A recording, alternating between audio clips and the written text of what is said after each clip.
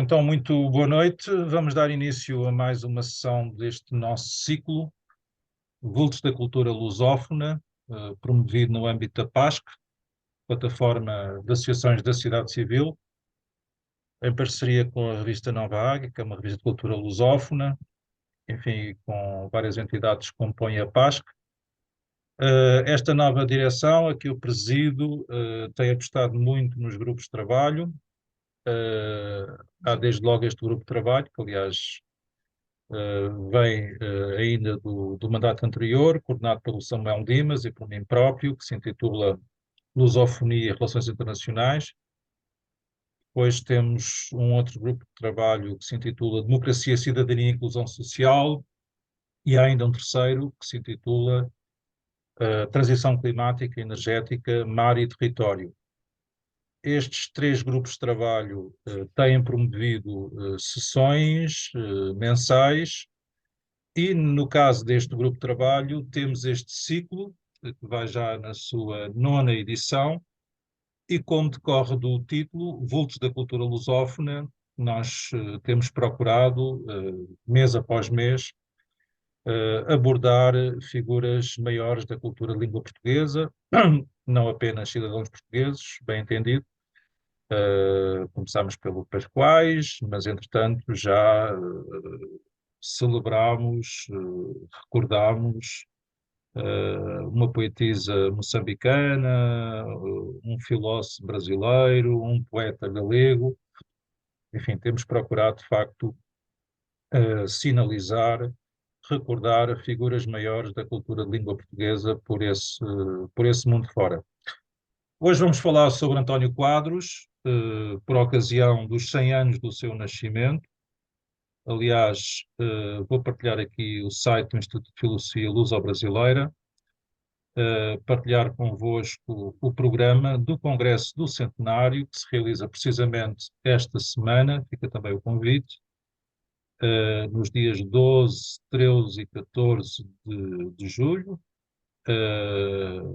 nos dias 12 e 13 no Palácio da Independência, a sede do Instituto de Filosofia Luso-Brasileira, que promove este congresso em parceria com a Fundação António Quadros, a partir das 2 da tarde, a entrada é livre, será no Salão Nobre, e depois no dia 14 de julho, sexta-feira, dia em que precisamente o António Quadros faria 100 anos, os trabalhos decorrerão também a partir das 2 da tarde, na própria sede da Fundação António Quadros, em Rio Maior. Fica então o convite para que possam também acompanhar esta celebração desta figura maior da cultura de língua portuguesa. Nós na Nova Águia também temos dado destaque ao António Quadros, já publicámos neste número os textos apresentados na primeira mesa redonda, que se realizou em julho do ano passado. No número a sair, no segundo semestre, publicaremos os textos apresentados na segunda mesa redonda, que se realizou em novembro, e no próximo ano já assumimos publicamente esse compromisso, a pedido da própria Mafalda Ferro, presidente da Fundação António Quadros, iremos publicar os textos apresentados neste congresso. E dito isto, agradecendo a presença de todos, em particular do nosso convidado especial, o Manuel Dux Pimentel, passo então a palavra ao Samuel Dimas. Então, boa noite a todos, uma saudação especial aos presentes e em concreto ao Manuel, que acedeu ao nosso convite. O Manuel é talvez um dos membros mais novos da nova geração deste nosso movimento da cultura portuguesa, com gênese na escola portuense. É filho dos nossos amigos Manuel Cândido Pimentel e Teresa Dugos. Manuel Cândido Pimentel, que é membro da direção do Instituto de Filosofia Luso-Brasileira, discípulo de grandes mestres da nossa cultura, Leonardo Coimbra, António Brás Teixeira, Cerqueira Gonçalves, E, portanto, o Manuel também se insere nesta linhagem de pensadores portugueses que fazem uma reflexão crítica sobre a sua cultura e procuram promover os nossos valores, a nossa identidade lusófona. E, portanto, Manuel, bem-vindo. É com grande alegria que o acolhemos neste ciclo. A palavra é do Manuel para então iniciarmos esta apresentação sobre o António Quadros neste centenário. Muito boa noite a todos. Muito obrigado pelas palavras ao Sr. Professor Samuel Dimas. Quero apenas acrescentar algo, portanto, ao discurso do professor Renato Epifânio, que no dia 27 Tínhamos de convidado, julho. Manuel, aqui não há títulos académicos, estás a infringir a regra. Pronto, então eu não coloco títulos académicos. O Renato Epifânio disse, pronto, referiu a mesa redonda que irá haver no âmbito do Instituto de Filosofia Brasileira, e também digo que no dia 27 de julho, às 3 horas, na Fundação António Quadros, teremos uma mesa redonda jovem, onde eu e mais, pelo menos estou a ver aqui, pelo menos mais dois dos intervenientes do dia 27, vamos falar sobre António Quadros nas nossas perspectivas e nas demais áreas em que se enquadra o autor. Quero também agradecer, portanto, a Samuel Dimas e ao Renato Epifânio por me terem concedido uma oportunidade tão importante como esta de apresentar a figura do ilustre escritor, filósofo, historiador António Quadros, no âmbito da plataforma de associações da sociedade civil e neste ciclo de vultos da cultura lusófona. É uma verdadeira responsabilidade ser eu a primeira figura a que muitos associarão António Quadros, por talvez ser a primeira impressão que terão desse nobre pensador através da minha apresentação. Tentarei, por isso, ao mesmo tempo falar do seu legado com imparcialidade. Começamos aqui com uma breve biografia. António Quadros nasce em casa dos seus avós paternos, na Rua dos Anjos, número 12, em Lisboa, a 14 de julho de 1923. Concluído o ensino primário na escola francesa e concluído o secundário no Liceu Pedro Nunes, matricula-se na Faculdade de Direito da Universidade de Lisboa. Concluído o primeiro ano nesta faculdade, desiste e vai para a Faculdade de Letras da Universidade de Lisboa, inscrevendo-se no curso de Ciências Histórico-Filosóficas, que terminará em 1949 com a dissertação O Gênio Nacional na Arquitetura Portuguesa. Em 1950, inicia o convívio com Álvaro Ribeiro e José Marinho, discípulos de Leonardo Coimbra, que, na opinião de António Quadros, constituíam o triângulo estruturante da escola filosófica portuguesa no século XX.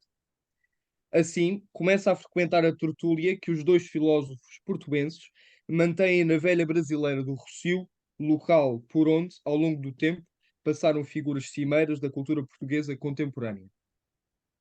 Em 1951, funda, com Orlando Vitorino, Ato, Fascículos de Cultura, matéria que aprofundaremos brevemente adiante. Em 1953, colabora com os serviços da Campanha Nacional de Educação de Adultos, prossegue e desenvolve a sua ação e a sua obra, afirmando os princípios de uma filosofia portuguesa que tanto o empolga e mobiliza, embora seja por muitos acolhida com algum ceticismo e ironia. Em 1955, parte em viagem com a sua mulher Paulina Maria de Roquette, percorrendo toda a Itália. Em 1957, funda a revista 57, que também será referida adiante. Após profunda reflexão teológica, reconverte-se ao catolicismo e, em 1961, começa a frequentar os cursos de cristandade, iniciativa a que adere com entusiasmo e em cujo desenvolvimento se empenha com convicção.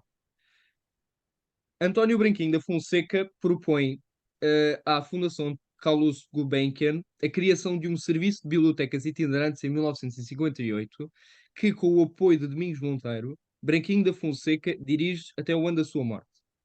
O projeto pretende desenvolver, promover o gosto pela leitura e elevar o nível cultural dos cidadãos, apresentando a sua prática no princípio do livre acesso às estantes, empréstimo domiciliário e gratuidade do serviço. Ora, António Quadros abraça esta iniciativa que, durante mais de 20 anos, constitui a sua principal atividade profissional. Assume inicialmente as funções de inspetor-geral e depois, em 1974, por morte do seu grande amigo António Branquinho da Fonseca, é promovido a diretor, cargo que ocupa até 1981.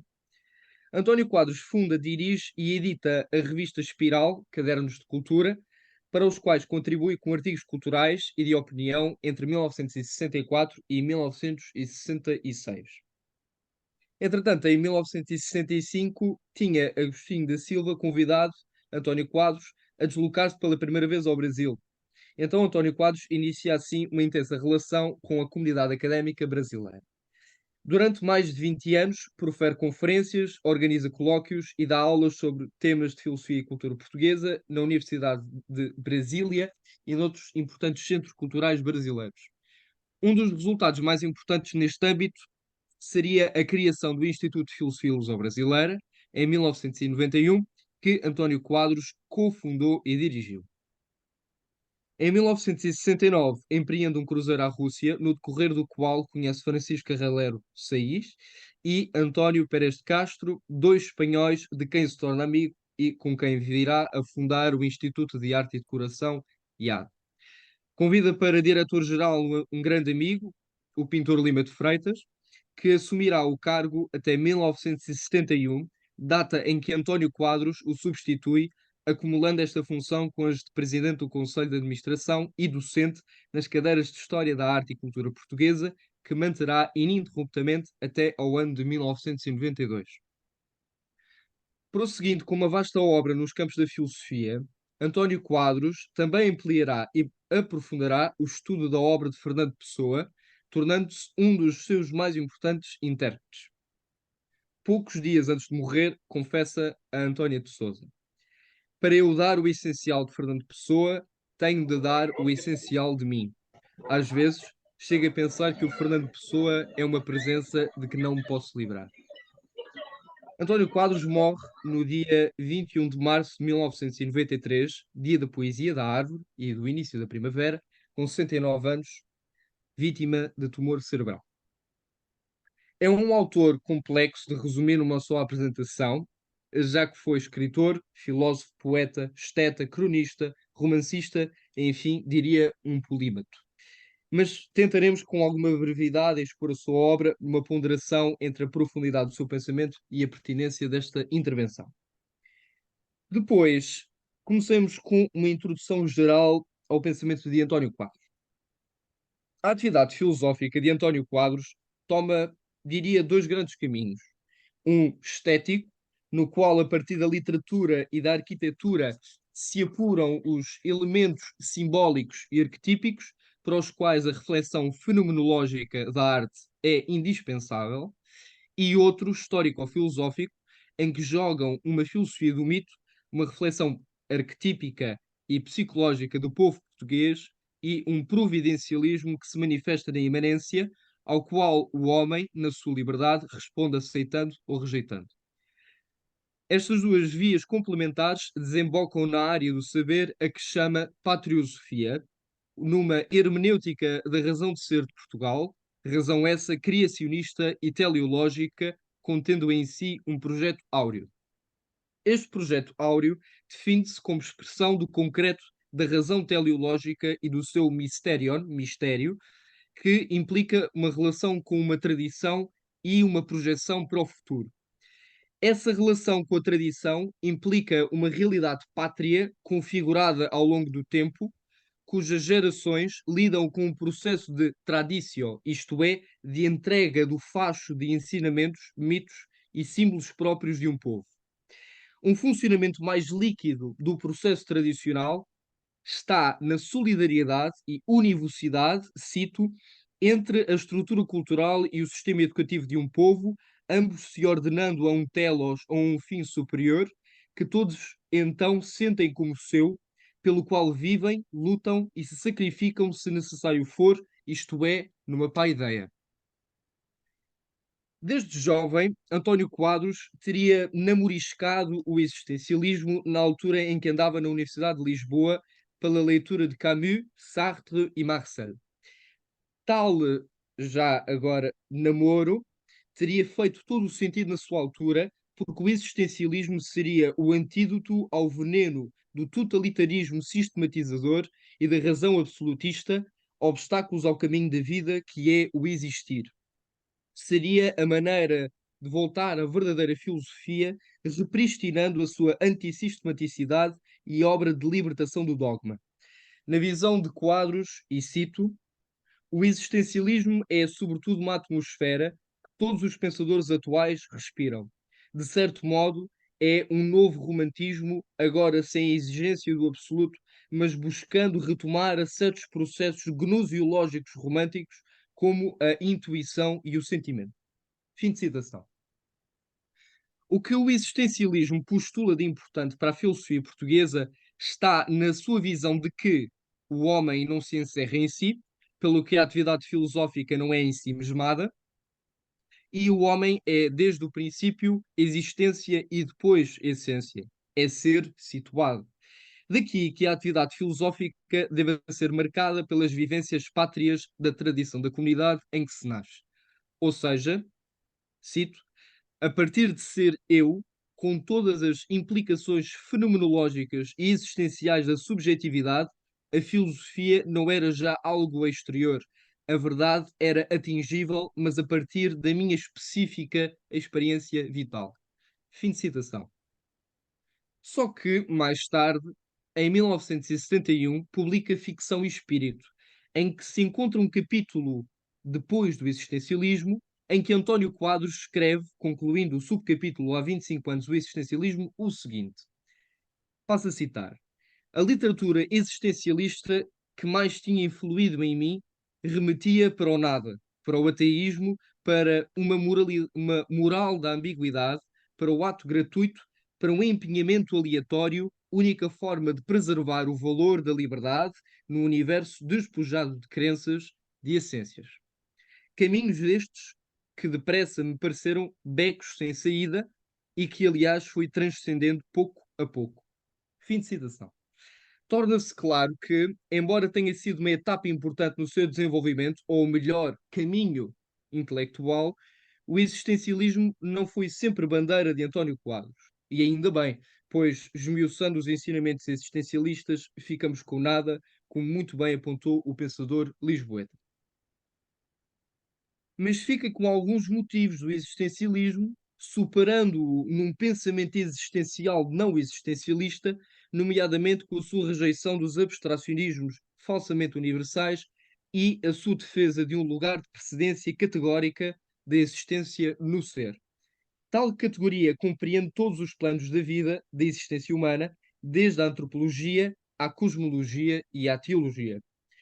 A divisão entre ser e estar na língua portuguesa é agora, em António Quadros, elevada à categoria filosófica.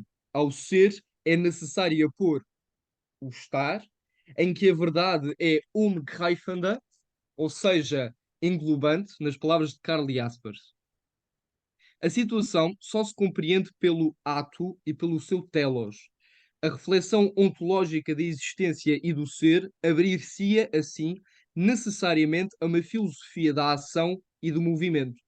Sendo que a existência é tudo o que inere à experiência humana, a realidade, em sentido criacionista e ascensional, não se limita ao sensível, ao racionalismo, ao formalismo, mas abarca o espiritual, o mítico, o religioso, o poético, o artístico e o onírico. Esta filosofia do movimento subjaz a toda a reflexão estética e histórico-filosófica da patriosofia. A transformação é o mudar a forma na busca da perfeição estética e em relação ao seu telos, mas é uma transformação tradicional no sentido em que abraça o que lhe é anterior e não o destrói. Este caminho, este movere ou transformação, vai ao encontro de Deus e a humanidade responde perante a providência, realizando ou não, pela sua aceitação ou rejeição, os valores divinos de liberdade e de justiça radicados na verdade. Este movimento do homem concretiza o plano providencial que se explica tendo em conta a coletividade, as instituições e património da nação. Podemos então dizer que aqui há dois grandes movimentos. O movimento mental, que é o movimento infinito do pensamento, do homem enquanto mónada, e o movimento histórico, o movimento do homem na sua relação coletiva e pátria, relação criadora de símbolos dotados de movimento próprio. Para Quadros, haveria ainda outras duas grandes perspectivas. A tal tendência para tudo reduzir ao homem concreto, situado e circunscrito, e a da humanidade abstrata, universal e ideal, diferentemente traduzidas nos sistemas e métodos sociais e politicamente vigentes, como o positivismo, o pragmatismo e o marxismo. Embora se critiquem mutuamente, ambas leituras têm mais em comum do que se pensa. Seria necessária uma simbiose criacionista a fim de que se pudesse ultrapassar o absolutismo da concretude e do absolutismo do universal, para que, no concreto, haja universalidade no contacto com o outro, que é o outro sujeito ou a sociedade. Há, portanto, uma razão estática e uma razão dinâmica. Certo é que o dinâmico tem precedência sobre o estático, já que o último não pressupõe necessariamente o caminho da perfeição, que é o caminho da existência.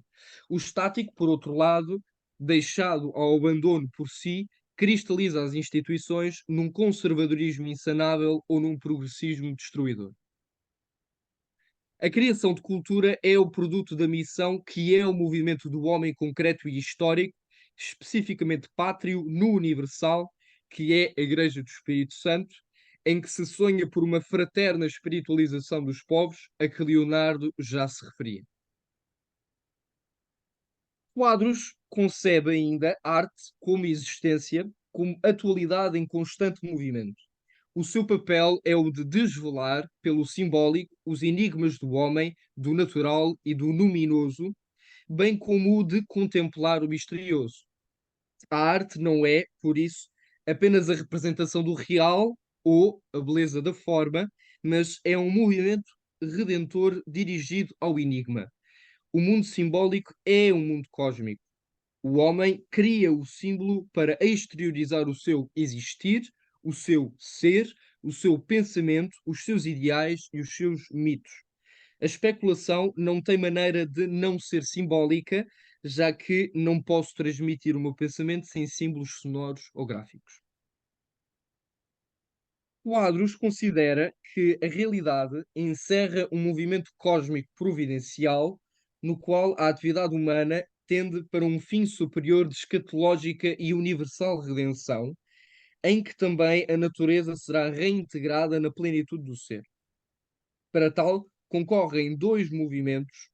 Um movimento de primeira instância acerca do início e fim da criação, de sentido cósmico, que Samuel Dimas se refere como o tempo judaico-cristão, e depois um movimento de segunda instância acerca das ações humanas e das suas criações culturais, de sentido histórico, que estaria associado, lá está, a um tempo mítico, um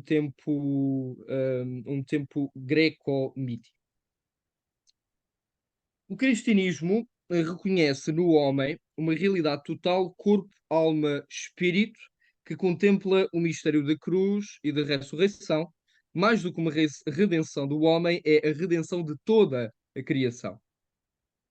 Surge, portanto, em Portugal, com a mais portuguesa das linhas estéticas, o barroco, que é a representação mitosimbólica desta realidade salvífica, homem-natureza de Deus. Sendo a natureza o lugar mediador do movimento humano, cabe ao homem, no seu movimento dinâmico e espiritualizador em Deus, a resposta perante a graça. É precisamente o barroco que vem esteticamente permitir a síntese entre o natural e o sobrenatural, numa teodiceia, em que o problema do mal é superado pela compreensão de que o homem age histórica e cosmicamente através de movimentos de segunda e primeira instâncias. Daí que na filosofia portuguesa se deve compreender o movimento da história do homem, não num sentido linear, nem num sentido cíclico, mas num sentido espiraloide, não é? Em ideia de Portugal na literatura portuguesa dos últimos 100 anos, António Quadros tece algumas considerações sobre a filosofia da saudade em Teixeira de Pascoais. Portanto, a saudade tem valor ontológico, metafísico e religioso, pois compreende um vasto mar de significações, símbolos e palavras próprios das estruturas lógicas do pensamento de ser português.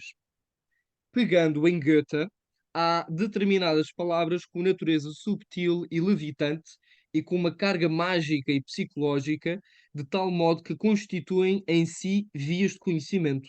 Palavras-mãe. Ora, a saudade, segundo Quadros, seria uma palavra-mãe, já que oculta uma longa e enigmática experiência supra-individual e temporal do povo português. A saudade, assim, abre portas para zonas esquecidas, mas que seriam lembradas, a anamnesis. Através do processo da experiência individual e coletiva de um povo, da soledade ou da solidade, ainda eminentemente emocionais, para chegar à saudade. A saudade é, pois, aquela, e cito, aquela em que a solidão se descobre potencialmente transcendível pelo amor, ou, de outro ângulo, aquela em que o presente se descobre como eternidade, vinculando ao passado pela lembrança, vinculado ao futuro pelo desejo.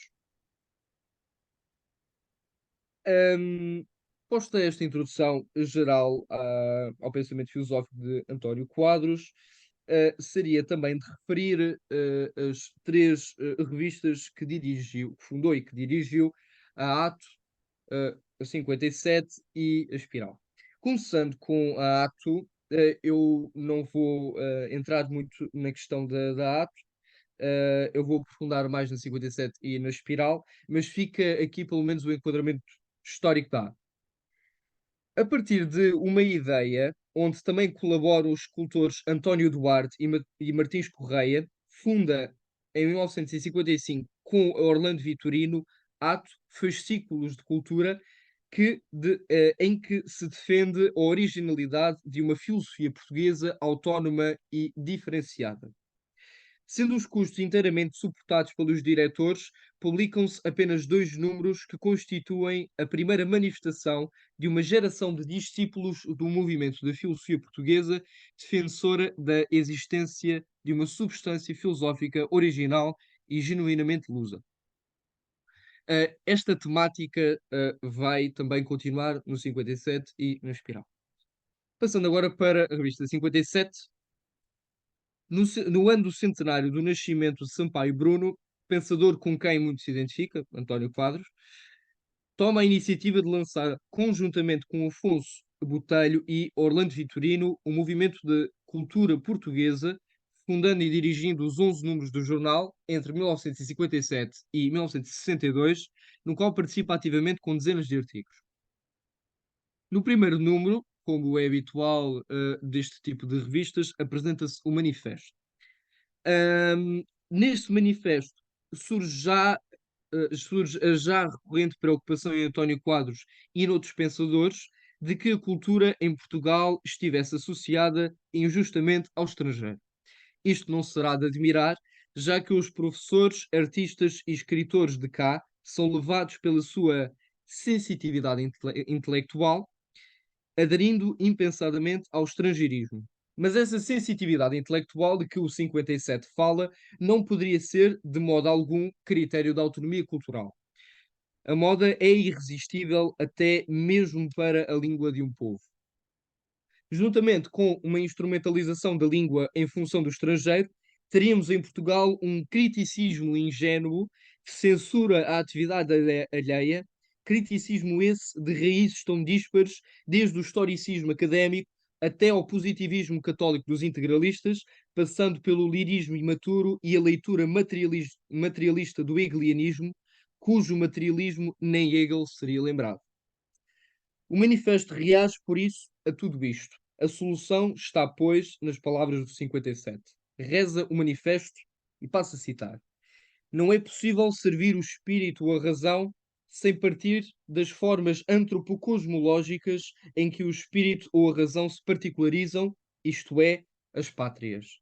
Não é possível servir Portugal sem conhecer Portugal. Não é possível servir o homem português sem conhecer o homem português. Fim de citação. Caem por terra todas as sistematizações e teorias que partem do pressuposto, do dado adquirido, do facto acrítico de que o homem é idêntico a si próprio em todas as idades e em todos os lugares. Embora estas teorias tenham conquistado terreno, Portugal, cito, guarda nos seus arcanos, no entanto, uma extraordinária potencialidade criadora. Fim de citação.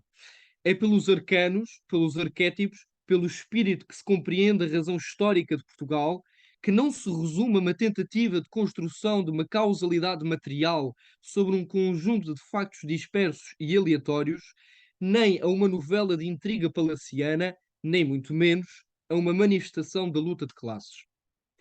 Contra estas teses têm vingado, segundo o manifesto, duas oposições de vanguarda: a filosofia portuguesa e o existencialismo.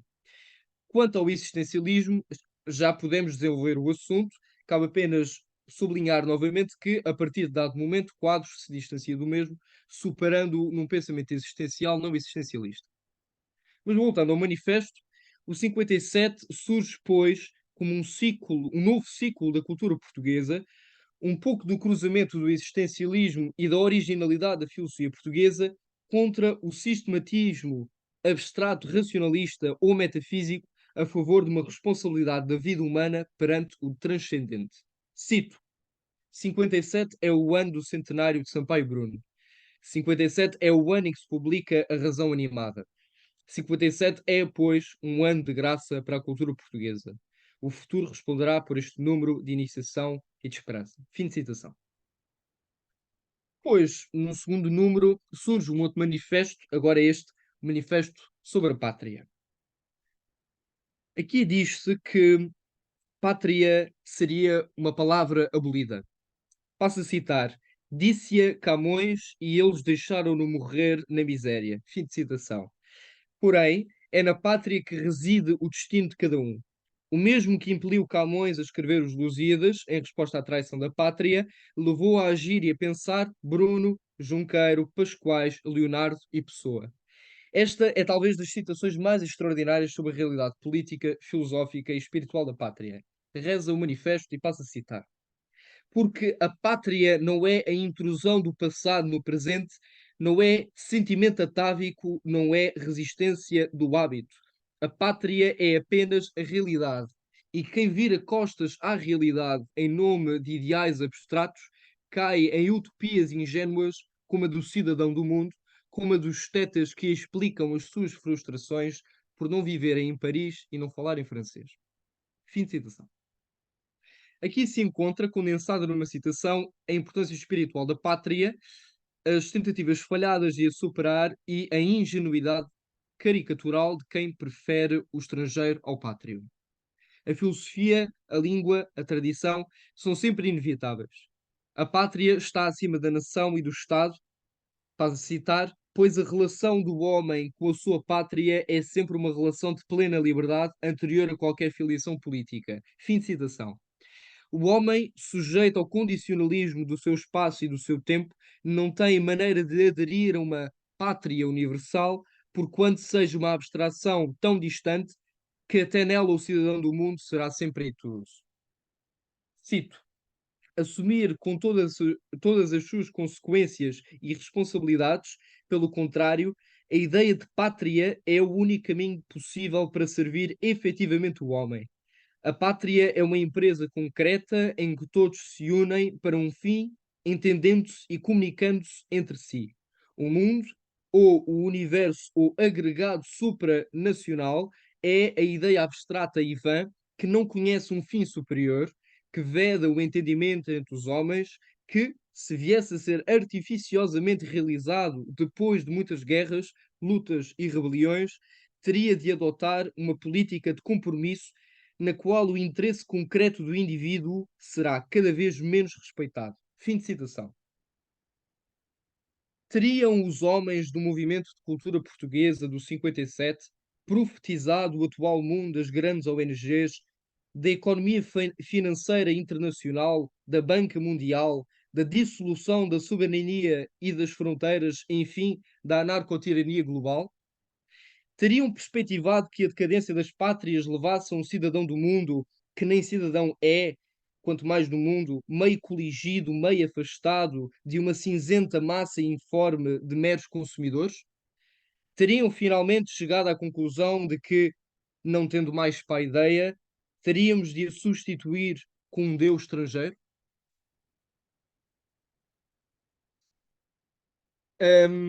Passando agora para a revista Espiral, o movimento da revista Espiral, no seu primeiro número, lançado na primavera de 1964, começa com uma reflexão sobre o movimento do homem.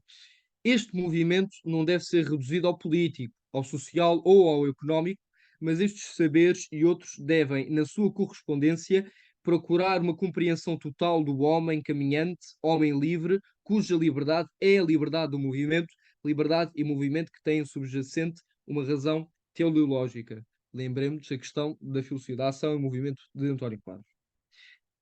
O movimento das civilizações de Oriente para Ocidente, consagrando o ónus de criação civilizacional no extremo ocidente europeu, que é Portugal, não logrou ultrapassar a fronteira do virtual, do material, do espacial, do carnal ante-arremedo da vocação universalista portuguesa para uma dimensão espiritual e cultural.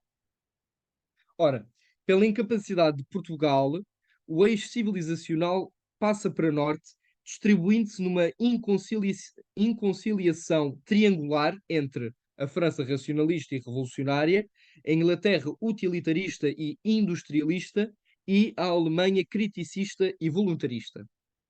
Lembrar que é próprio do povo germânico, povo da terra, esse voluntarismo telúrico, que aliás o próprio António Quadros refere na sua reflexão sobre os elementos ou a arquetipicidade dos elementos, ele reflete no elemento terra esse voluntarismo, não é? Do esgotamento francês, voltando, do falhanço imperialista britânico e da derrota germânica, os eixos civilizacionais separam-se entre os blocos leste e oeste, entre a URSS de um voluntarismo, também ele telúrico, estatal marxista, e os EUA de um utilitarismo pragmatista e economicista. Mas este desvio não significou criação civilizacional, já que a liberdade de pensar o movimento ficou comprometida. O RSS e o ZEUA são meras manifestações prolongadas da velha luta pela hegemonia do norte europeu.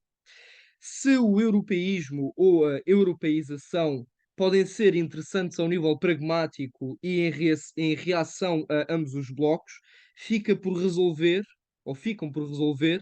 as dissonâncias internas entre a França, a Inglaterra e a Alemanha.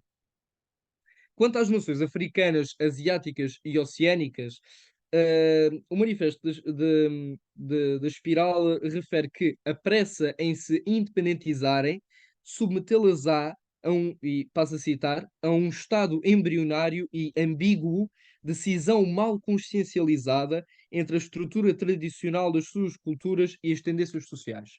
Fim de citação. Levando-as a passo a citar, mimetismo das culturas europeias nas suas extensões a leste ou a oeste. Fim de citação. Em relação à possibilidade de o eixo civilizacional transitar de norte para sul, dizem assim, passo a citar, admitamos que a vocação missionária e apostólica desses povos, hispanófonos e lusófonos, e que a sua rica experiência histórica de convívio internacional, intercontinental e interracial poderão constituir elementos efetivos de aproximação, convívio e diálogo cultural, funcionando o Atlântico Sul como vaso comunicante. Fim de citação.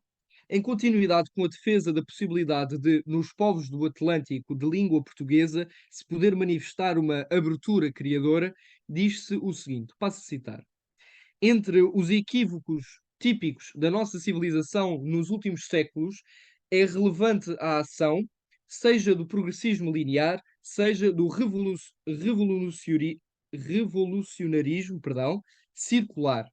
Ora, o progresso cego e indefinido, ora, o fim da história num ponto mítico que fecharia o ciclo. E aqui está. A figura que supera o dualismo é a da espiral, designação que escolhemos intencionalmente para título desta revista. Fim de citação. O encontro propiciado pela língua portuguesa pode significar uma convergência efetiva e culturalmente impulsionada. Não, não só se estabelece o diálogo neste sentido, luso-atlântico, como também deve haver uma dialética luso-latina, luso-anglo-saxónica e luso-germânica.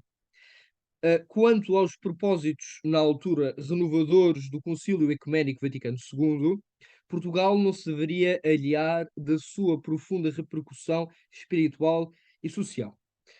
Quanto, permitam-me fazer uma breve nota quanto a esta questão da espiral. O próprio António Quadros reflete e muito sobre a própria noção arquetípica da espiral, símbolo esse que já se encontra nos povos atlânticos megalíticos e, portanto, convido-os pelo menos a ler esses textos sobre os elementos arquetípicos do povo português, em especial a questão da espiral, porque do mesmo modo que António Quadros pega em Goethe para associar a saudade a uma palavra-mãe, poderei dizer que a espiral não é propriamente uma palavra-mãe, mas um símbolo pai, digamos, porque a espiral é mesmo uma via de conhecimento em si e que é a chave da filosofia portuguesa, a meu ver. Bom, passando para umas breves considerações finais, e para além do referido, António Quadros escreveu textos sobre pedagogia, nomeadamente em O Sentido Educativo do Maravilhoso e A Aventura e o Mundo Juvenil e os seus aspectos educativos. Redigiu ficção como Anjo Branco, Anjo Negro, Histórias do Tempo de um Deus e Uma Frescura de Asas, bem como conto infantil em Pedro e o Mágico. Foi, como disse, poeta, tendo poetado em Além da Noite, Viagem Desconhecida, Imitação do Homem, Ó Portugal Ser Profundo e Trovas para o Menino Imperador no dia de Pentecostes, este último claramente direcionado numa tradição das festas do Imperador do Espírito Santo. Traduziu ainda Georges Duhamel, André Marrois, Jean Cocteau e Albert Camus. Participou em entrevistas para além da Ato 57 Espiral, como em Leonardo, e em variedíssimas conferências, sendo de referir especialmente o colóquio O que é o Ideal Português, com a intervenção dele, de António Quadros, O Ideal Português na Filosofia. Encontram-se inúmeros dispersos em periódicos e não periódicos. É um escritor na maior acessão da palavra. O escritor é, para e em António Quadros, filósofo, poeta, dramaturgo, novelista, sociólogo, historiador, orador, teólogo e apologista de missão sem tempo, pertencente a uma classe que nem sempre é valorizada, mas crucial para o desenvolvimento de uma paideia. António Quadros é, sem dúvida, parte dessa classe, dessa elite cultural, cuja obra falará por si. Obra valorosa que da lei da morte libertante foi António Quadros. Já rezava a sua última e definitiva exortação ao amado povo português. Acredita em Portugal, porque Portugal está no mais fundo de cada um de vós, e sem Portugal sereis menos do que sois. Muito obrigado pela vossa atenção. Obrigado, Manuel, por esta rica partilha, muito sugestiva. E antes de dar a palavra aos presentes para perguntas, observações, considerações, eu gostaria de focar dois aspectos que tive da comunicação do Manuel. O primeiro é esta noção de espiral, que é uma marca da filosofia da saudade, que por sua vez é uma especificidade da cultura lusófona, em concreto e mais desenvolvidamente da filosofia luso-galaica, e que de alguma maneira procura fazer a síntese entre a concepção circular do tempo mítico e a concepção linear do tempo bíblico, judaico-cristão. E, portanto, a espiral tem esta função gnosiológica de não remeter esse regresso à origem no sentido de um regressar ao mesmo. E, portanto, há um movimento que aponta para o futuro e que inclui a situação, a singularidade, a circunstância do movimento histórico. Portanto, não é um movimento circular mítico de abandono da condição temporal histórica e regresso à origem intemporal, ideal, inteligível, de uma pureza originária. Também não é o abandono da condição histórica para um futuro, um paraíso futuro liberto desta condição precária e até sofrimento e até maléfica do mundo, e portanto há aqui de alguma maneira nos autores portugueses que recuperam e que aplicam este conceito de movimento espiralar, há aqui um distanciamento das perspectivas dualistas, a decisão entre a matéria e o espírito. E, portanto, toda a realidade é incluída e integrada nesta ascensão espiralar, planificante e planificadora. E daqui salto para o segundo aspecto que o Manuel referiu e que eu gostaria também de sublinhar, concluindo com a declamação de um poema de António Quadros. Aliás, uma das marcas importantes da cultura lusófona, da filosofia lusófona, se podemos dizer assim, é precisamente esta cumplicidade, esta correlação entre a filosofia, a literatura, a arte e a espiritualidade, ou se quisermos, a religião.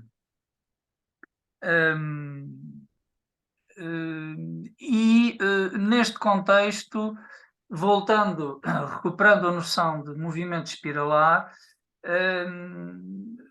António Quadros, um dos elementos que marca o pensamento de António Quadros é precisamente esta noção de uma realidade que é dinâmica e, portanto, não fica presa a elementos abstratos, muitas vezes defendidos por a metafísica clássica e por elementos, por noções definitivas, a realidade, em termos ontológicos, é dinâmica, o conhecimento também é dinâmico,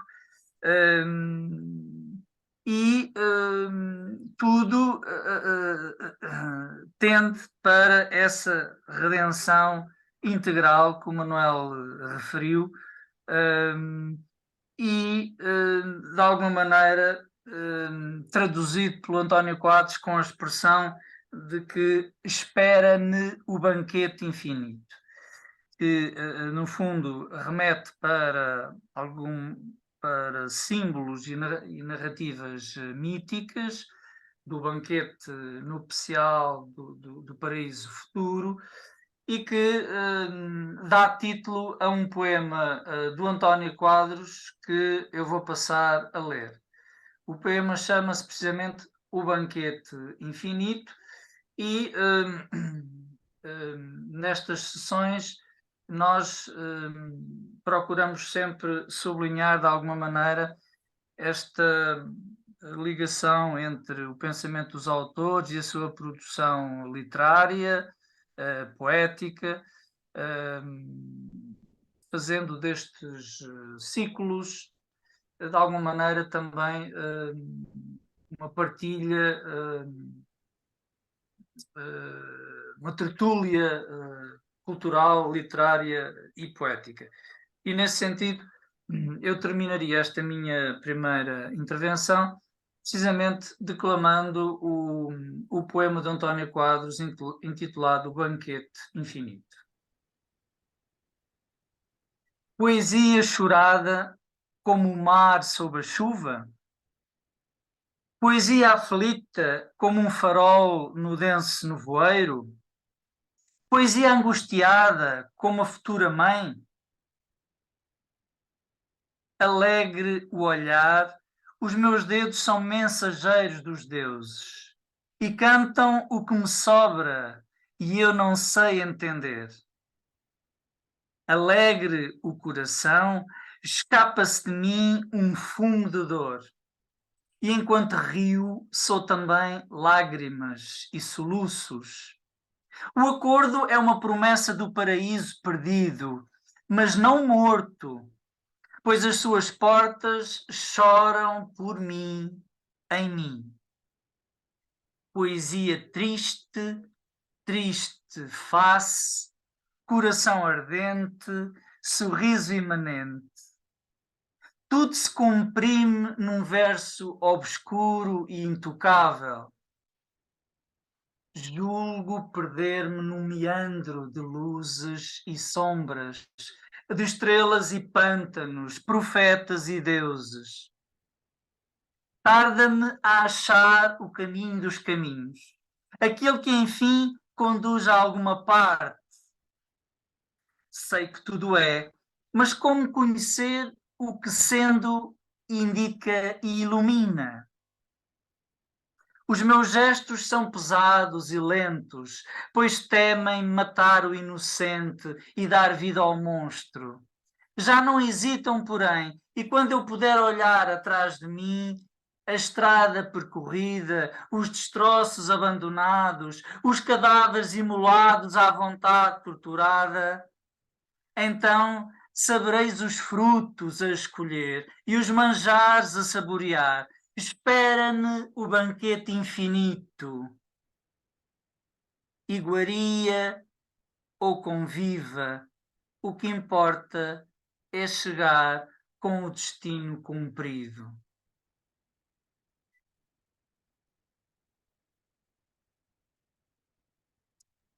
Bom, e com este poema muito sugestivo da esperança saudosa no banquete infinito e deste percurso entre sombras e luzes,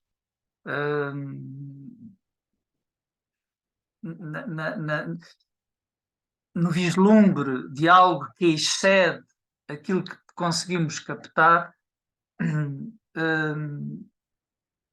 deixo-vos a palavra para os vossos diálogos, interpelações e observações.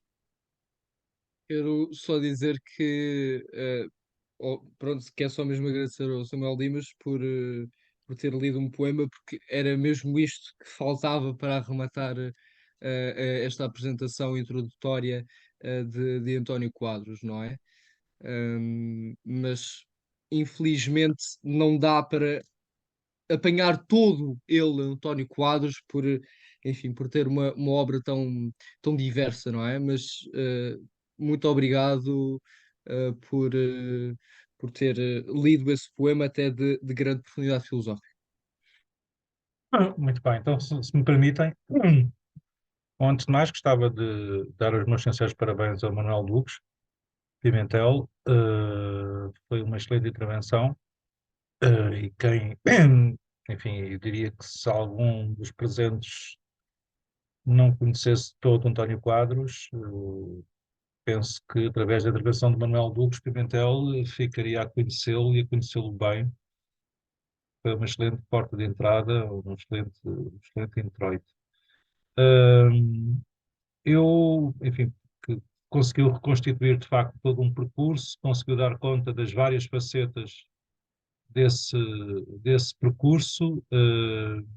Eu reconheci-me, de facto, nesse retrato, até porque eu, de facto, quanto mais conheço o António Quadros, mais me reconheço nele e mais o valorizo. Acho que é um autor extraordinário do nosso século XX, em vários aspectos.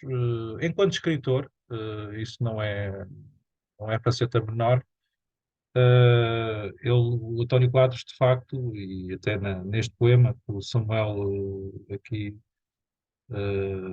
recordou, tinha de facto um talento enquanto escritor que importa também salientar. Aliás, eu lembro-me há formulações dele no conteúdo, diríamos que não são propriamente originais, mas a forma como ele, por exemplo, estou-me a lembrar assim imediatamente, a forma como ele procura defender uma filosofia portuguesa, mas ele depois faz declinações muito significativas, uma filosofia situadamente portuguesa, e depois salienta, não, uma filosofia da cultura de língua portuguesa, ou seja, para sinalizar essa essencial relação, que, a meu ver, existe sempre entre pensamento, língua, cultura e história.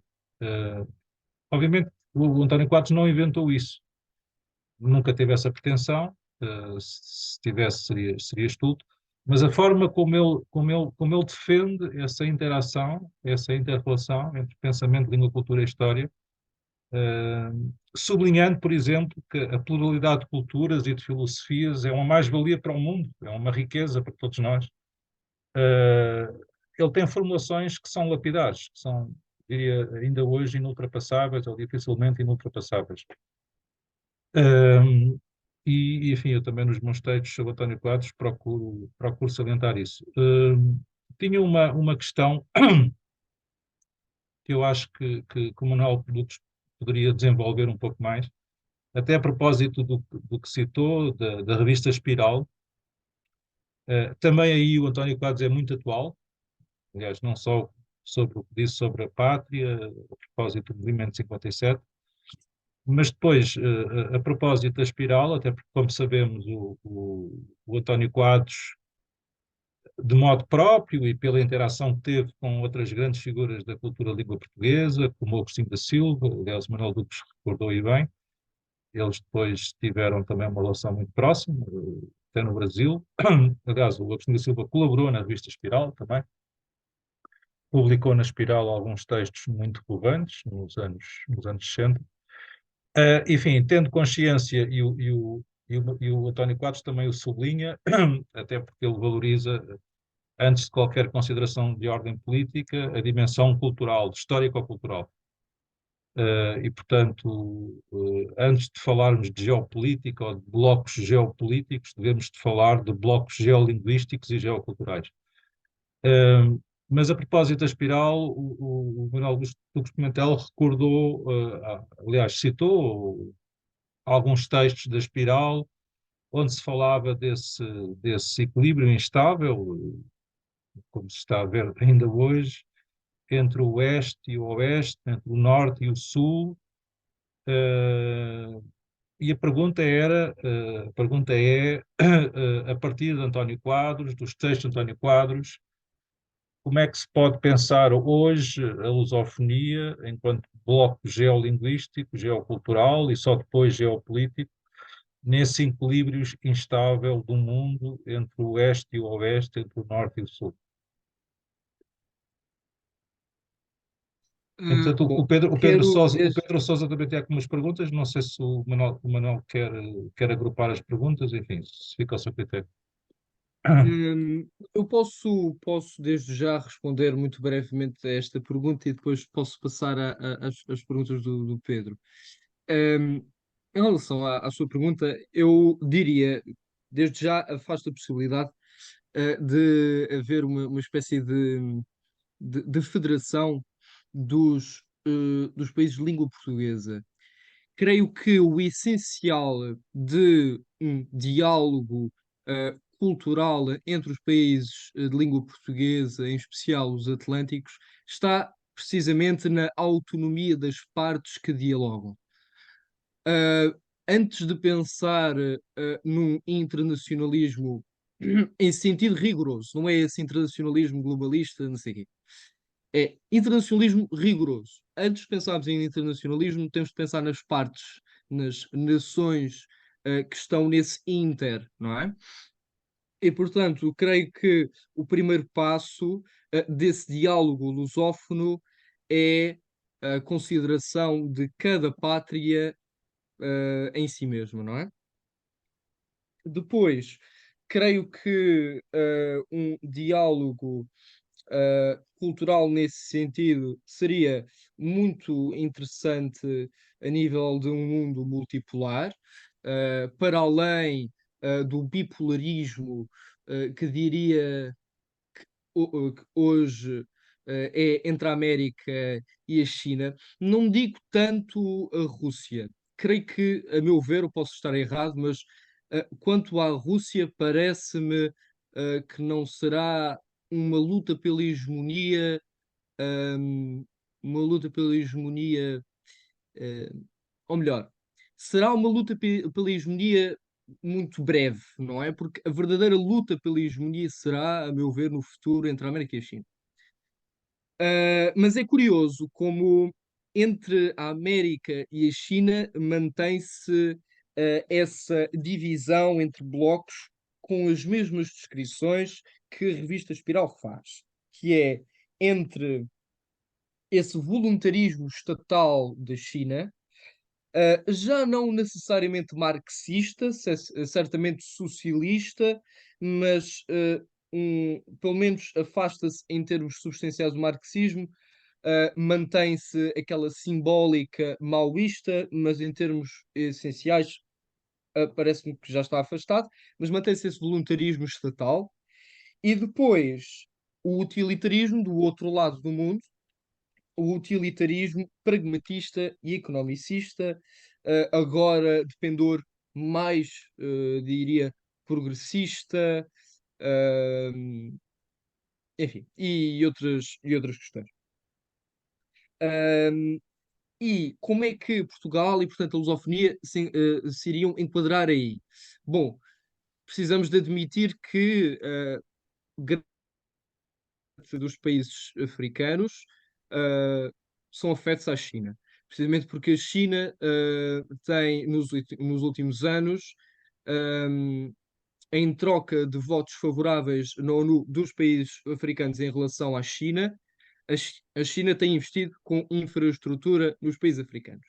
E depois também temos de atender à situação da América Latina, em especial agora a situação do Lula, uma certa aproximação aos BRICS e, enquanto BRICS, aproximação à China. Ahm, Portanto, se tivéssemos de pensar numa unidade geocultural e, por isso, geopolítica, porquanto política é existencial e a cultura é eminentemente existencial, teríamos de ver alguma maneira de tentar fazer com que os países africanos de língua portuguesa e a América Latina, em especial o Brasil, gravitassem de novo para esse eixo luso-atlântico. Acho que, pelo menos, acho que respondi à pergunta do Renato. Muito bem, enfim, teríamos matéria para continuar, mas obviamente aqui há outros temas e há outras Sim, claro, perguntas. com certeza. Ahm, Pronto, em relação às perguntas do Pedro, tinha algumas perguntas, mas três dúvidas seriam. Primeiro, o aspecto espiral está referente a uma temporalidade, pois, se linear nem cíclica, o movimento do passado, presente e futuro é sempre num uno possível. 2. Os polos que o Manuel referiu, do norte europeu, o RSS e movimentos do sul, são em ascensão ou numa forma destrutiva. E terceiro, qual seria a escatologia do António Quadros até no mundo atual de dissoluções das pátrias? Bom, em relação à primeira pergunta, creio que entendi bem. Portanto, é a questão da unidade do passado, do presente e do futuro. Queres que fale? Posso falar, correto? Sim, Não sim, tenho. força, Pedro. Estás à vontade. Não, era só a espiral, se não é cíclico, nem é um movimento linear. Na espiral, então, há como é que a temporalidade pode funcionar? Porque, de certa maneira, parece que na espiral podemos sempre viver os movimentos, não é? Do passado, do certo presente e de um certo futuro. O futuro seria Uhum. mais perfeito, não é? Esta é a minha pergunta. Portanto, a vivência da temporalidade nessa espiral. Ok. Os movimentos Eu diria que há sempre esta relação têncil entre a unidade do presente, do passado, presente e futuro e uma concreta existência histórica do passado, do presente e do futuro. Lembrar que o presente é sempre de dimensão inferior ao passado e ao futuro, porque o presente é a atualidade, não é? Mas eu diria que o homem, especialmente o homem português, tem os instrumentos para, ao mesmo tempo, ultrapassar essa tensão e abraçar a própria tensão. Lembremos-nos que a definição de António Quadros de saudade é de que é aquela em que o presente se descobre como eternidade, vinculando ao passado pela lembrança e vinculado ao futuro pelo desejo. Portanto, ao mesmo tempo que há essa unidade entre passado, presente e futuro, haveria nesta existência concreta e histórica uma vocação do homem para a eternidade através da saudade. Não sei se respondi à pergunta. o Samuel Penso falou que é um pouco nesse sentido, porque do mesmo modo que há dois momentos, há duas instâncias, um movimento de instâncias de primeira instância e de segunda instância, um movimento propriamente linear e um movimento cíclico, haverá também essa relação têncil entre a historicidade do tempo e a eternidade e unidade do passado, presente e futuro. Acho e que a questão seria da saudade. possível seria possível essa existência, porque aliás a própria obra do homem é no sentido de se imortalizar na própria história, não é? E no concreto para o universal. Portanto, há sempre essa relação têncil possibilitada pela vivência da saudade. Mas aí é como vivemos também sempre o mito, porque se o mito está Não na entendi. primordial, se vivemos sempre o mito, se o mito está no primordial, também é saudade da ponta, não é? Então, se temos um tempo em espiral, podemos sempre voltar ao mito. O mito também volta ao presente. Sim, Isto pode ser sim, no sim, sim. cristianismo, por exemplo. No cristianismo vivemos a paixão, não é? A paixão e a redenção e a ressurreição, como, Sim. como É, vivência. o mito é um bom exemplo. Só mesmo para arrematar esta pergunta, para passarmos para outra.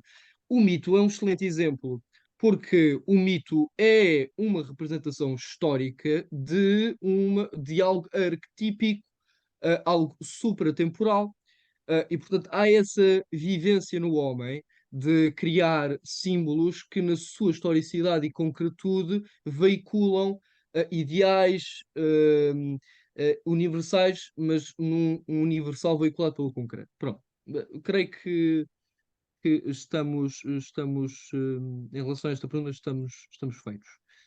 Em relação aos polos que eu referi, um, e os movimentos são em ascensão de uma forma destrutiva. Eu creio que, em termos de polaridade, há um certo formalismo. Eu creio que os povos, na sua concretude, poderão ascender ou destruir-se nas suas próprias vivências pátrias. O que eu vejo atualmente é um forte pendor materialista em ambos os blocos. Embora possa haver uma certa imagética, uma procura de um return, não é? Mas enfim, não tenho muita fé, não tenho muita fé nisso. E qual seria a escatologia de António Quadros no mundo atual de dissoluções das pátrias? Bom, eu diria que a escatologia é sempre a mesma.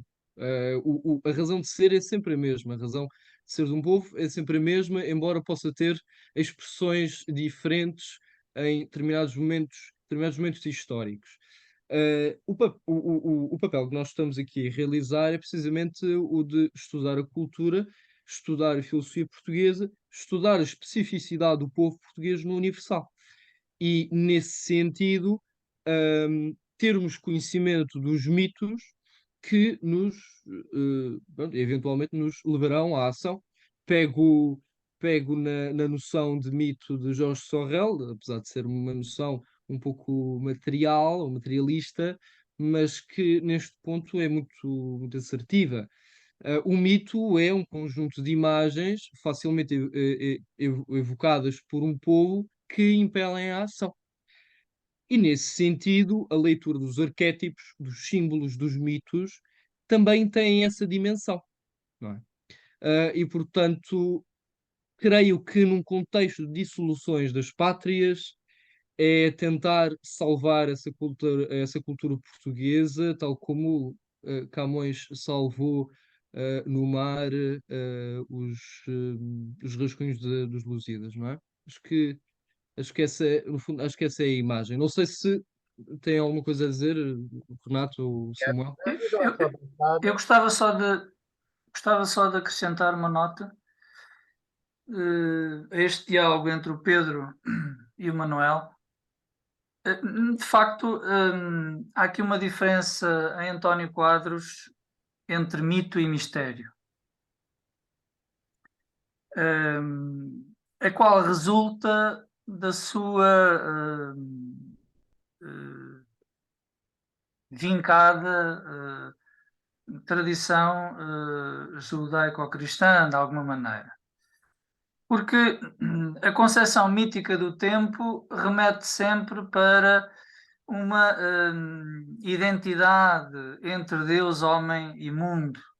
Aliás, essa é a perspectiva, por exemplo, do Adorno de Souza, a necessidade da civilização que regrediu com a mitologia e com o Logos, regressar a essa unidade primordial do mito.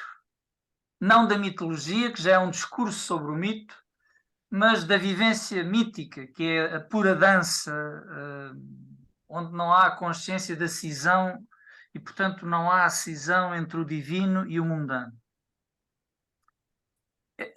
Essa é a perspectiva, é a significação que nos dá a noção de tempo mítico. Ora, para António Quadros, há aqui não há a defesa de uma superioridade do Logos em relação ao mito, daí a sua crítica aos empirismos, positivismos, criticismos e racionalismos, e, portanto, há uma valorização do mito. Mas essa valorização do mito significa uma transcensão do próprio mito para um outro conceito, que é o de mistério, onde aparece a noção de excesso. É aí que, sempre que o António Quadros fala de uma desadequação E aqui é o criacionismo de Leonardo Coimbra. Ele aqui vai recuperar o criacionismo de Leonardo Coimbra, que é uma desadequação entre o pensamento e a realidade. Há um excesso na realidade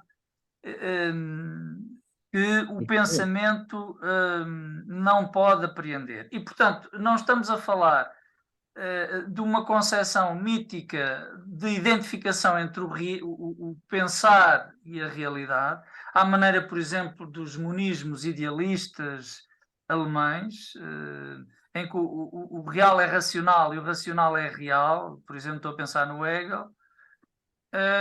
Mas há sempre esta visão muito portuguesa, que vem desde Cunha Seixas, Silvestre Ferreira Pinheira, o próprio Sampaio Bruno, que fala do Uno como mistério, embora aí seja mais problemático, mas a questão está sempre aí presente. O próprio panteísmo do Teixeira de Pascoais é um panteísmo onde o excesso e o mistério também está presente. E, em rigor, por isso não se deve falar de panteísmo, mas de panenteísmo ou pantiteísmo, se recuperarmos o Cunha Seixas. Porque não há essa identidade, não há essa adequação absoluta. Isso também encontra-se em, por exemplo, Fernando Pessoa. Eu lembro-me que quando foi em Fernando Pessoa, aqui nestes eventos dos Vultos da Cultura Lusófona, isso também foi referido. É o panteísmo transcendentalista. É usado esta linguagem paradoxal de conciliar na mesma expressão a imanência e a transcendência. O panteísmo associado à imanência e portanto, há sempre esse jogo de um certo excesso. Não, só para terminar. E, portanto, esta noção, a espiral, significa de alguma maneira este apontar para algo que está aberto, que não fica determinado, delimitado, não é uma abóbada fecha, mas ao encontro da sensibilidade arquitetónica, estética de António Quadros, é a imagem que eu recorro para significar esta maneira de pensar, é as Capelas Imperfeitas da Batalha, onde em vez de um fechamento há a abertura para o teto, é esse céu infinito, de uma certa onde exatamente se expressa esse mistério, essa eterna ação criadora de inventividade, de novidade, de excesso, no fundo. E, portanto, isto só para situar a questão do Pedro, como é que se conseguiria enquadrar aqui a noção de movimento espiralar, se tinha a ver com se era o regresso ao mito ou não era o regresso ao mito. Em António Quadros não é o regresso ao mito. Ele distingue mito de mistério. Não é por acaso que a sua obra se chama Portugal, Razão e Mistério, e não Portugal, Razão e Mito. Muito bem, João Luís. Não, é só. O Samuel disse que a realidade é que tem o excesso. No Leonardo Coimbra, ao contrário, o pensamento é que excede a realidade. E por isso é que a realidade muda.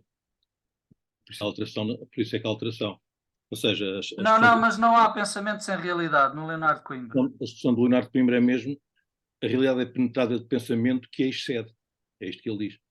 E, portanto, isto tem a ver com, e acho que isto é uma precisão, mas está muito em acordo com tudo o que disseram, no sentido, na própria concepção do tempo, esta relação do passado, do presente e o futuro. O António Quadros atribui realidade ao futuro. O presente é fugaz e o passado é o perfeito, é o que passou. é o que está para trás. E é com o futuro que nós nos confrontamos sempre que para agirmos. É para fazer o futuro que nós agimos. Portanto, a nossa ação é sempre uma ação que incide no futuro e nunca no passado. E o que nos faz agir é o pensamento. E por isso é que o pensamento excede a realidade e é o pensamento, e é pelo pensamento que nós, digamos, essa alteração que é dada na realidade, na verdade, é produzida ou promovida pelo pensamento, e é por isso é que a realidade continua a ser surpreendente. É só isso que eu queria dizer.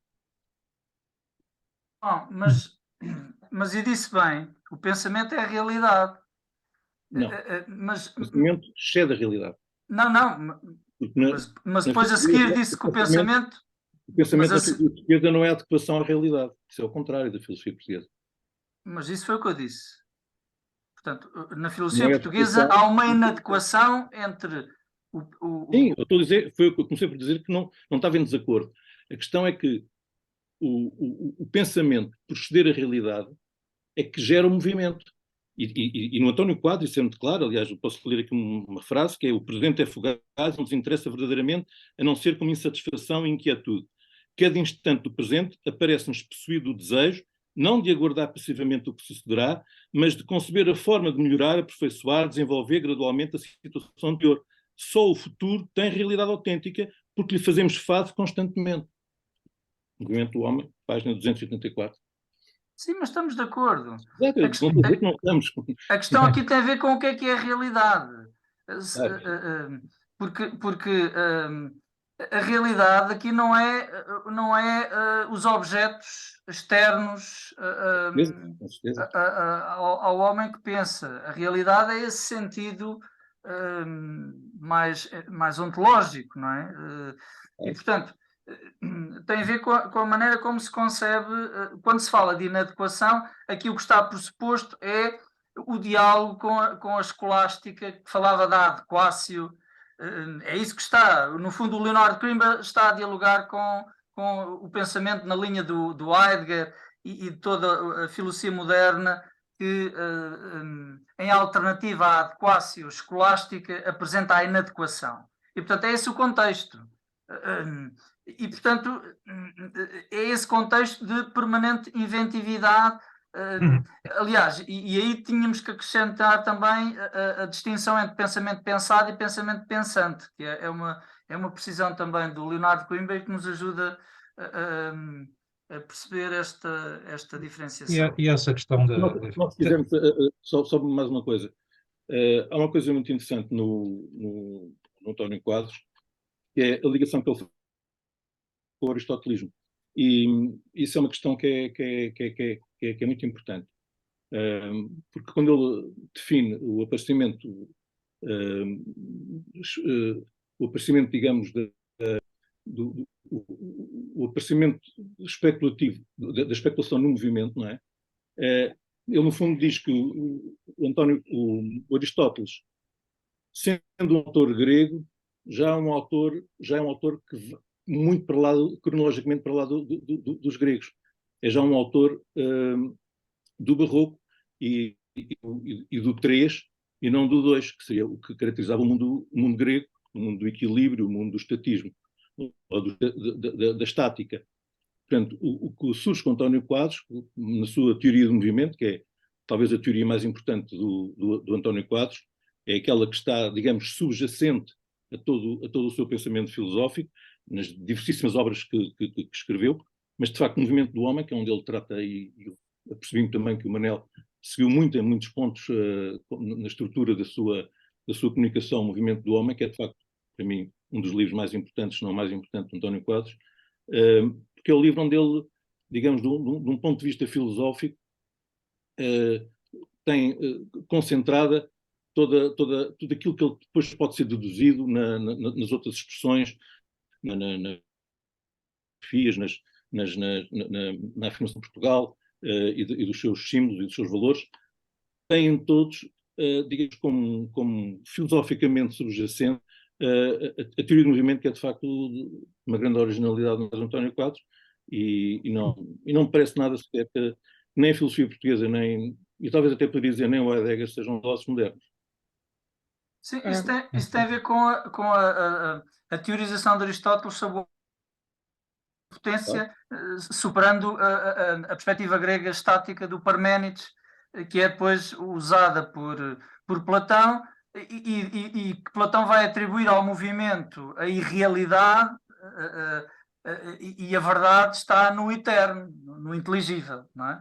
E, portanto, essa cisão platónica é superada por Aristóteles, de alguma maneira, dando uma nova dignidade à existência, mas ainda assim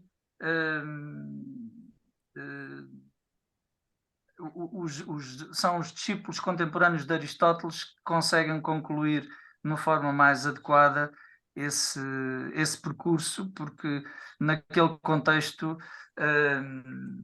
esse dualismo estava ainda muito presente e a temporalidade era sempre vista de uma forma menor e, portanto, a valorização da existência, do concreto, do singular, é uma conquista da contemporaneidade. Porque é do cristianismo, Também, mas o cristianismo sobretudo. depende de cristianismo, mas também. Isso é Não sei, interessante. não sei, Luísa, se queria. Desculpa. Eu iria só dar aqui uma chega um bocado arcaica, aqui à questão da espiral, sobretudo a partir do Portugal, Razão e Mistério. Há uma passagem de Portugal, Razão e Mistério em que o António Quadros fala nestes símbolos que vêm desde já o megalitismo, e ele refere as quilhas dos barcos que subiam os rios na pré-história, e fala muito acerca do símbolo das serpentes, que é, aliás, o mesmo símbolo associado à espiral que se encontra também em vários monumentos megalíticos. E a serpente permite talvez elucidar um pouco melhor o que é que ele entende por espiral e porque é que a espiral não é a espiral propriamente da tese da antítese e da síntese, aquela mola que salta, que nos permite visualizar um pouco o conceito de infinito em Hegel.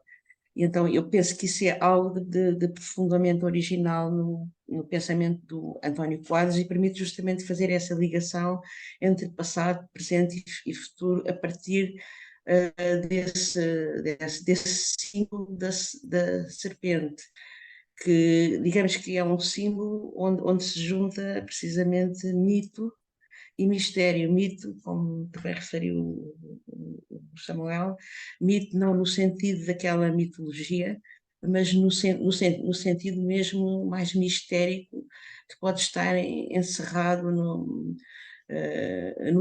símbolo. A serpente permite compreender isso na medida em que o seu movimento é um movimento ondulatório, espiralado, por vezes, mas a serpente tem aquela característica da mudança e dessa antevisão do futuro, quando ela se liberta da sua própria pele. Acho que a visão da cultura portuguesa do António Quadros tem muito a ver com isso. Pronto, e já que estou a falar, queria saudar aqui imensamente a intervenção do Manuel Dubos, que me pareceu absolutamente brilhante. E tenho pena que isto não possa continuar mais um pouco, para que ele nos pudesse dar um pouco também ou mais do Portugal, Razão e Mistério, porque penso que a visão penso que é a obra magna, perdoem-me esta visão talvez um pouco arcaica que eu tenho do António Quadros, mas para mim é a obra magna do António Quadros, é o Portugal, Razão e Mistério. E sem o Portugal, Razão e Mistério, às vezes é difícil de compreender profundamente o pensamento político e até geopolítico do António Quadros. Pronto, era o que eu queria dizer. Às vezes é melhor começar, para quem não conhece António Quadros de todo, da minha perspectiva, pronto, que é muito pessoal, talvez demasiado arcaica, penso que se deveria começar muito pelo Portugal, Razão e Mistério. O António Quadros é quase como é um autor que se lê, é um murro no estômago. Um pouco talvez como a Dalila Pereira da Costa, é como se eles fossem as duas faces de algo muito importante que só eles fizeram, penso eu. É como se fossem complementares, não é? E acabam por ter uma visão muito semelhante, porque começam desde a pré-história, a proto-história, e depois vão até às caravelas dos descobrimentos e vão por aí fora, e não param, e vão por aí fora. E penso Mas que é há curioso, eu acho que isso é profundamente verdade, sendo como salientou o João Luís, também de forma pertinente, isso nem sequer é um paradoxo, tem a ver com a dinâmica da espiral, ou seja, alguém que valoriza profundamente as nossas raízes históricas, nem por isso deixa de valorizar a própria história, o tempo e, sobretudo, o futuro. Porque, em última instância, e a todo momento, é o futuro que dá razão ao nosso presente e ao nosso passado. Ou seja, o sentido da história está sempre em jogo. E eu acho que o Quadros tinha uma profunda percepção disso mesmo. O sentido da história está história é sempre. futuro, história é futuro, é muito o Padre António Vieira, história é o futuro. O sentido da história está sempre em jogo. Ou seja, o sentido da história, leia, o sentido do passado é o futuro que o determina. Está sempre em jogo. E é curioso como é que um autor que valoriza tanto as nossas raízes consegue ter essa abertura de espírito para dar conta enfim, da importância do tempo e da história. Eu acho que também é um traço fundamental. Apenas Força. quero apenas subscrever aquilo que Luísa referiu, porque a obra do Portugal, Razão e Mistério, não é como outro tipo de obras. Parece-me que, na maneira como António Quadros escreveu, que ele não estava a escrever para filósofos ou para pessoas de determinada área do saber. Estava a escrever para pessoas que não, provavelmente não têm um contexto específico de filosofia, mas que querem compreender o que é este Portugal, não é? O que é esta razão de ser. E ele esmiuça muito bem a terminologia da questão do criacionismo, ele localiza historicamente os grandes vultos da filosofia portuguesa, portanto, não toma como dado adquirido ou como conhecimento já adquirido pelo seu público. Portanto, creio que o Portugal e Mistério é uma boa obra para começar a ler António Quadros. Isto não é para invalidar, obviamente, a leitura de outras obras, nomeadamente o Movimento do Homem, como o João Luís Ferreira referiu. E até uma frescura de asas, porque eu diria que as três grandes obras, é Portugal, Razão e Mistério, sem dúvida, o Movimento do Homem e uma frescura de asas. Porque a frescura de asas, que é, digamos, uma espécie quase de diálogo com Sampaio Bruno, que é o filósofo que talvez ele recorra mais dentro deste grupo de filosofia portuguesa, talvez seja o filósofo com que ele se identifica mais, precisamente por a questão que falou muito bem também, da questão da natureza e no fundo, a redenção do homem só é válida ou só faz sentido se com isso for toda a criação, e toda a criação inclui a natureza. E, portanto, isso é um argumento que ele traz de Sampaio Bruno, aliás, ele dedica não é bem um capítulo, mas é um subcapítulo no Movimento do Homem, ao Sampaio Bruno, e fecha, digamos, a sua vida, digamos assim, com um diálogo intimista, já doente, já a experimentar a sensação da morte, digamos assim, e faz um diálogo com o Sampaio Bruno a experimentar também essa sensação da morte. Isso é um livro muito bom para perceber, digamos, para conhecer mais profundamente quem foi António Quadros. Os Escuradas é um livro absolutamente extraordinário e surpreendente, de certa forma muito inesperado quando surgiu, foi um bocado uma surpresa. Enfim, ele já tinha escrito várias, enfim, literatura, poesia, romance, mais contos, mas este conto das Escuradas é de facto uma coisa muito importante para perceber o drama existencial que foi sempre a vida do António Quadros.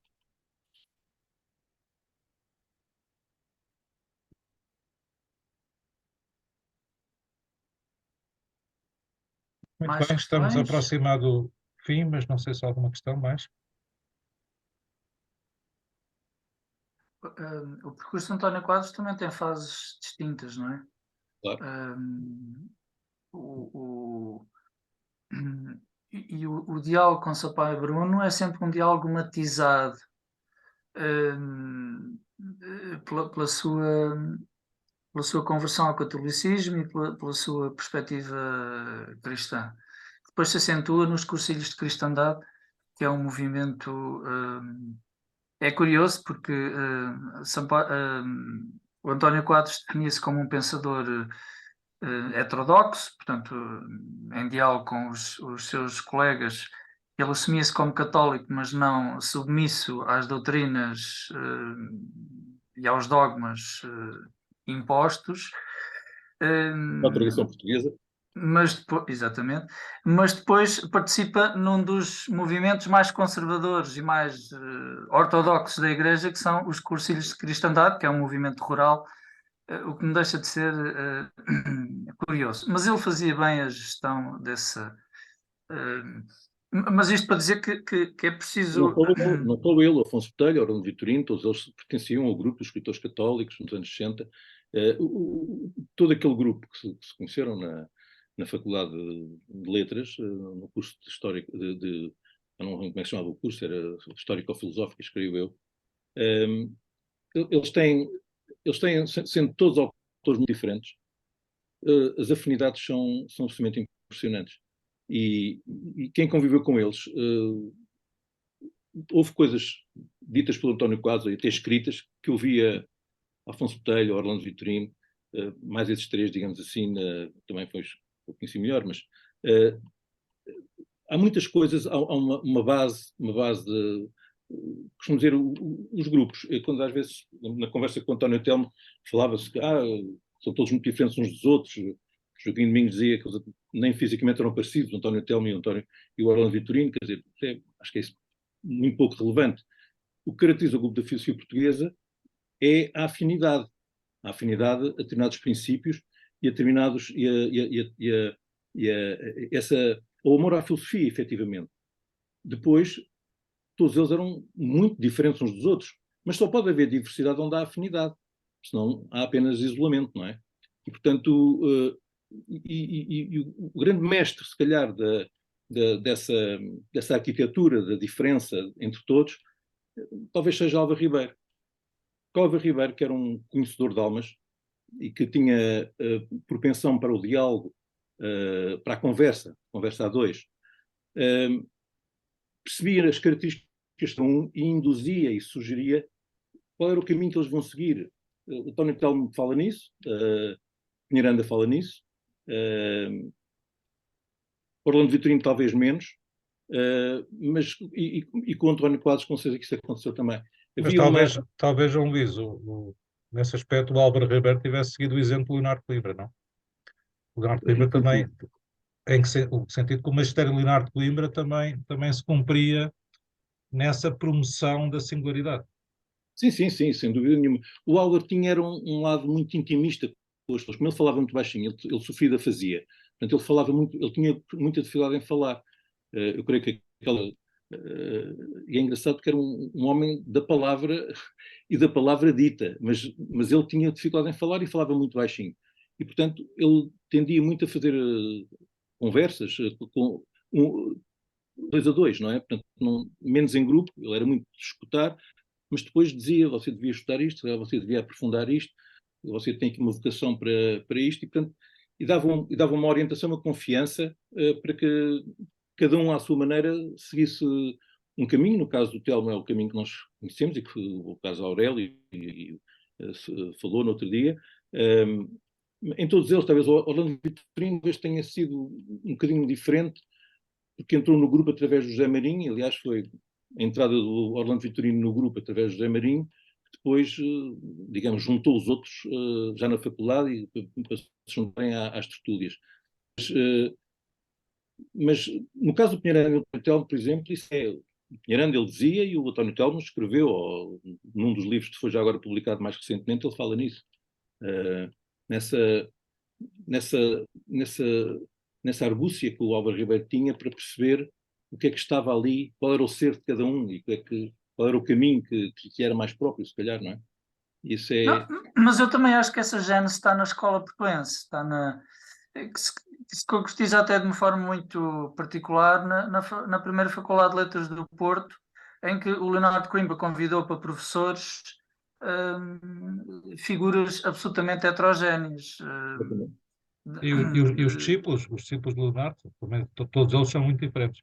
Entretanto, Para o há aqui Leonardo, para o Leonardo era suficiente ter sido um herói na guerra para poder ser professor, porque era uma experiência que era suficiente para ser um exemplo para os alunos. Isso era, eu creio que a necessidade foi, tenho medo de estar agora a dizer mais neira, mas às vezes a memória atraiçoa-nos, mas tenho a ideia que o Hernani Necessidade, quando foi convidado, foi porque tinha sido uma figura heroica e que ele entendeu que devia, mas isto sujeito a confirmação, mas eu tenho a ideia de...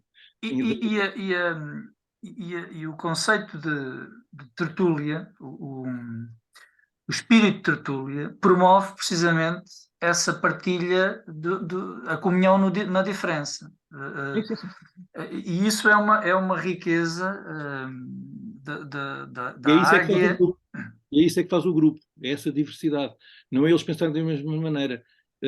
Pode ter havido algumas expressões de manifesto, como o Manuel falou, no 57, etc., o ato contra a potência, na ato, etc., mas nunca houve verdadeiramente um manifesto de unanimismo, porque isso seria a negação da individualidade. Sim. É uma coisa que é absolutamente inconcebível na filosofia portuguesa. Sim. A filosofia portuguesa não é monolítica. Aliás, o professor Brás Teixeira refere-se sempre, faz disso uma bandeira, e isso é a grande riqueza deste movimento e que está presente.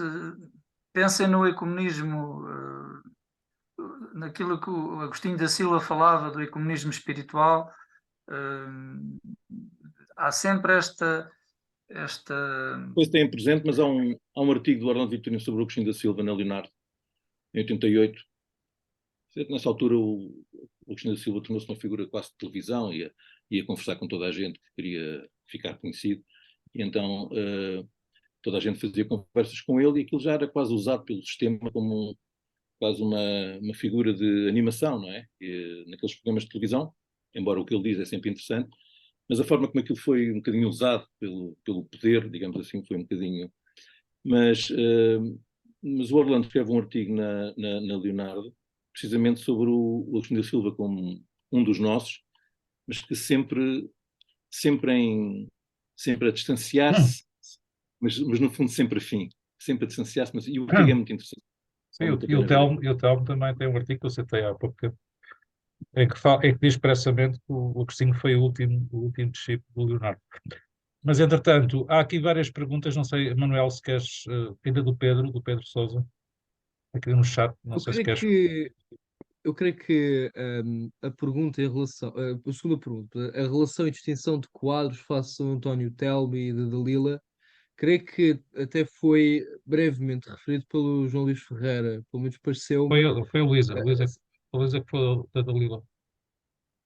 Sim, pronto, o Luísa falou da Dalila e creio que o João Luís Ferreira referiu a questão do António Telmo e essa diferença dos autores, mas no final há uma unidade do diálogo e do saber. Uma afinidade. Uma afinidade, peço desculpa, sim, uma afinidade. Pronto, quanto à primeira questão, eu não sei, mas creio que também está sujeito a confirmação. Creio que António Quadros não visse o Concílio Ecuménico Vaticano II com alguma abertura. Talvez visse o Vaticano II como talvez uma renovação espiritual no seio da Igreja. Não sei o que ele diria do Vaticano II hoje, mas não sei, não tenho mesmo conhecimento sobre isso. Não sei se alguém saberá, se pronto, não sei mesmo. Muito bem, fica então essa questão para o nosso trabalho de casa.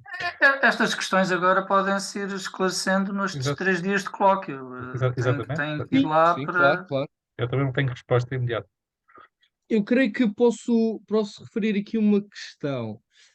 Talvez essa abertura que passou a haver no seio do catolicismo, especialmente com o Lumen Gentium, essa abertura perante as outras religiões e admitindo a partir de uma perspectiva católica alguma verdade que as outras religiões possam ter, talvez António Quadros, até um pouco num seguimento de uma visão, de uma terceiridade do Espírito Santo, talvez visse com um sentido positivo.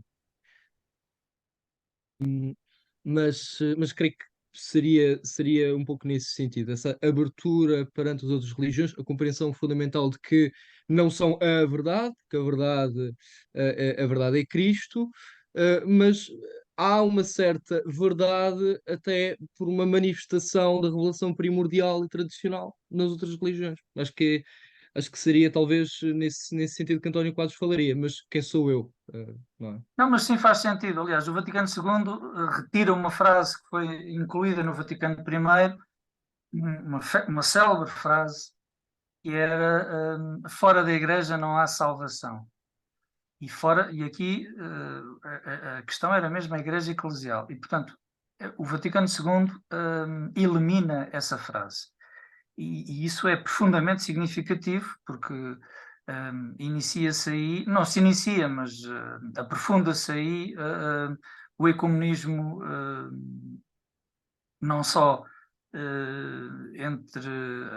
na religião cristã, mas na relação com as outras religiões. Muito bem, já são Eu quase 11 e tenho meia. algumas. Força. Eu tenho, enfim, é só mesmo para referir isto.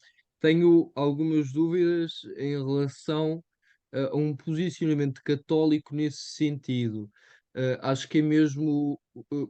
Eu acho que a maneira de salvar o Lumen Gentium era no sentido que eu estava a dizer, que mesmo não havendo salvação fora do corpo místico de Cristo, que é a Igreja Católica, poderá haver uma compreensão das verdades, embora não sejam completas, mas as verdades nas outras religiões também até podem ser formas de aproximação do próprio catolicismo em relação às outras religiões, e desse modo, finalmente, criar um diálogo para aí então essa fraterna espiritualização dos povos, que profetizava Joaquim de Fiora, não é?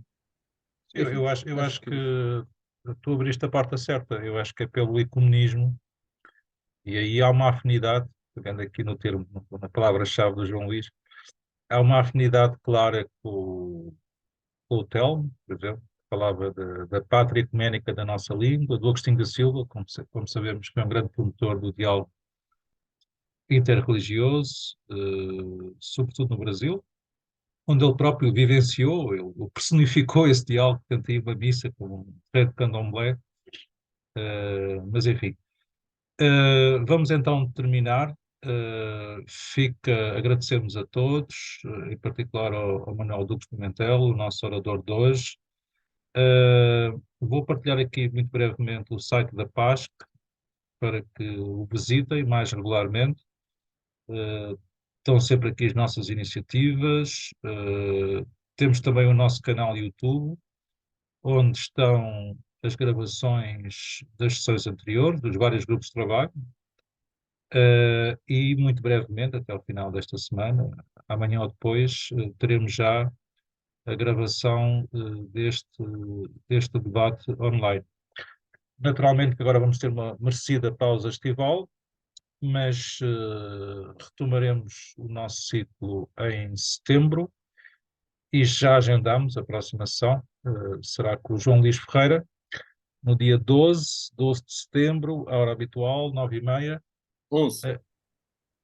11, perdão, peço desculpa, é de 11 de setembro, segunda-feira, e que nos virá falar sobre Orlando Vitorino.